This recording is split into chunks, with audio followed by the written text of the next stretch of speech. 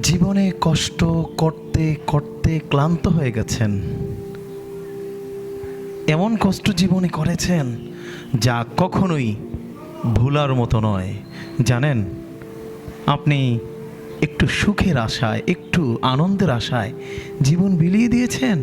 আল্লাহ কি বলছে শুনেন, ফাইন্না মাআল উসরি ইউসরা, কষ্টের পরেই সহজতা আছে, আনন্দ আছে, ভালোবাসা আছে।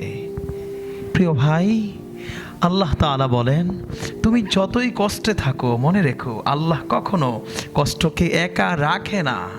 প্রতিটি অন্ধকার রাতের পরেই আলোর সকাল আসবেই আসবে ইনশাআল্লাহ। অতএব আপনার ভয় কিসের?